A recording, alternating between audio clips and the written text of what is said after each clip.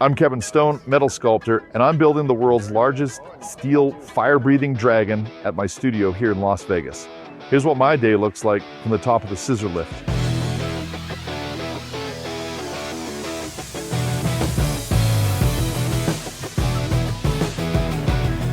Today, me and the team are tackling this giant steel dragon named Gulspar from all angles.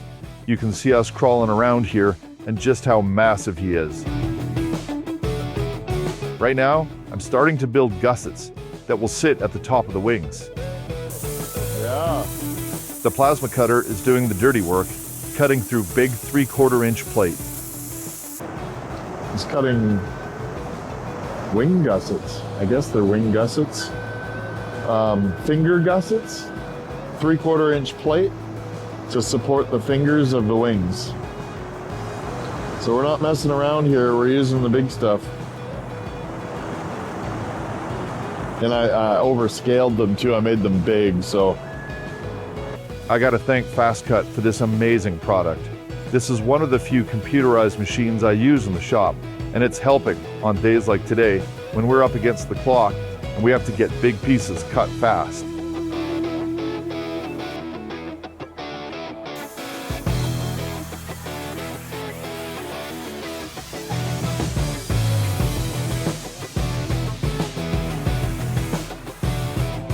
How are we gonna get those out of there? Oh man, even that, eh?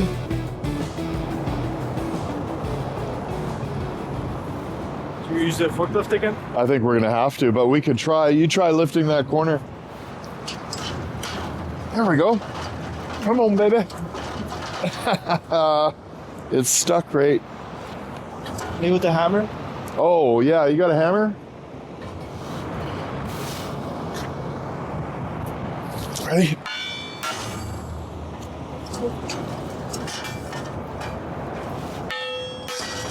Hardly any slag. Really nice.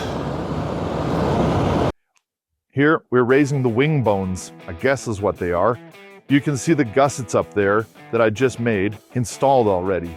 Michelle was in Canada at this time, and I wasn't doing as much filming as she usually does. Now that Michelle's back in the shop, she's up templating the pieces where the wings meet the body. Climbing around on this beast is pretty cool. I've seen people riding dragons on TV before. This is about as close as I think I'll actually ever get. This is insane.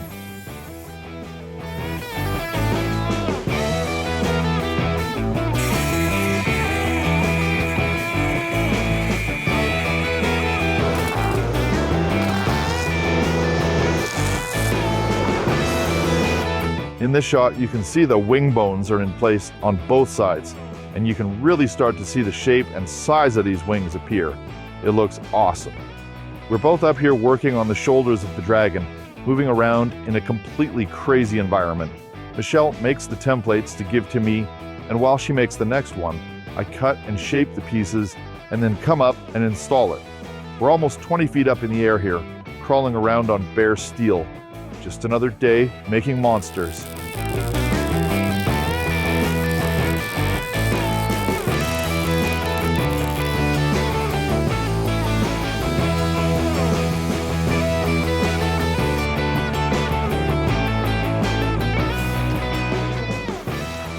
Yeah, it looks pretty good. Next, it's onto the neck and head. We're working on this on the ground, getting the neck skin today. I've got many more hours to go on this part, especially the head. We'll get the big pieces of the neck on today and keep working on it here on the ground before hoisting it up into position on top of the shoulders.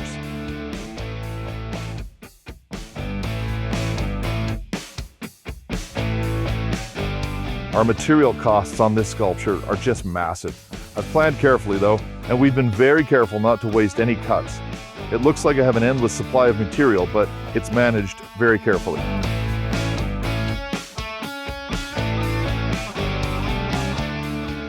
I'll be adding a lot of detail to the head and neck. It will be covered in scales, and on the head I'll be adding horns and spikes and all kinds of other textured pieces.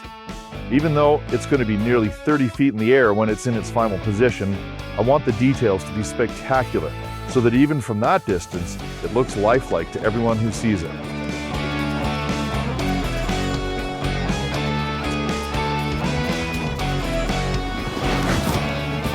So what do you think? It's changing all the time, eh? I can't wait to see the spikes on the face now. It's gonna look so different. I might even give them I might even do like spikes following this weld. So they come out a little bit, they're shorter ones here and then get longer. Yeah. Here I'm rough fitting the nozzles for the fire breathing system. I'll do a closer explanation of that system in a future video, but this is where the business end of the system is located in the Dragon's head. There's a separate pilot light system located in front of these nozzles, and behind these nozzles is a regulator and then gas lines that lead down into the belly of the beast and attach to an onboard fuel tank that can be accessed through a trap door in the Dragon's belly. Next, I need to start removing all the Dragon's feet. Underneath are the mounting plates, and I need to make sure these are accessible for installation. When we get to the install site, there's going to be a preformed concrete platform waiting. We'll hoist Goldspar into place on top of it, and then drill into the concrete. We'll use multiple 1-inch diameter, 12-inch long concrete anchors on each foot to secure the sculpture in place. Then we'll take these pieces we removed and weld them back into place, hiding the mounting bolts underneath. Cool, eh? So what we do now is we take a strip of material and we tuck it in under here. Yeah. And we make it nice and tight to this as best we can. So when we put the foot back on, it has something to rest on. That'll hold it down, so I'm not worried about putting screws or anything up here. It'll be hidden under scales and stuff.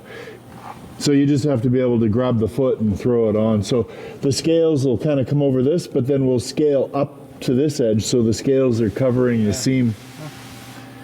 And then that'll hold it all on super firmly. So see, we drill the anchors, so you just get a big hammer drill and you drill into the concrete and blow it out, and then you hammer in your threads and bolt it down tight. And you do that to all the feet. Fuck, this thing ain't going nowhere. You're gonna get 1, 2, 3, 4, 5, 6, and probably if I take this out, 7, 8 bolts in each foot. So I'll probably cut this out, so when the foot's off, we can access and drill this one too, because that's an important one.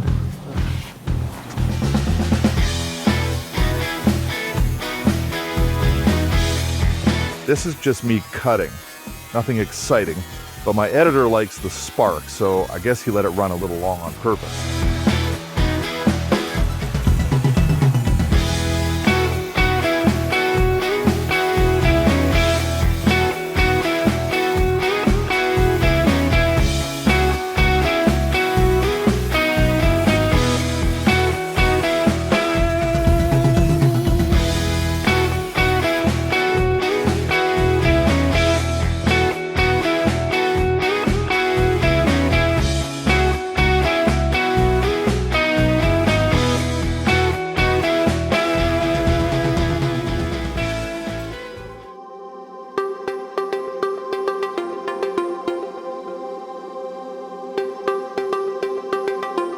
With the feet off, I can get them up on the table and do more detail work on them as well.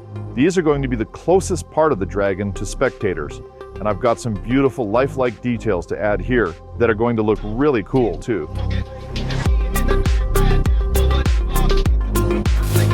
Coming up soon is the step that's going to shock everyone. Once we start covering this thing from head to toe with scales, you're going to see a whole new side of Goldspar, and it's going to be awesome. Yeah, so we're ready to scale, like full-on scale. We can start scaling. That'd be fun, just to get in the rhythm of scaling.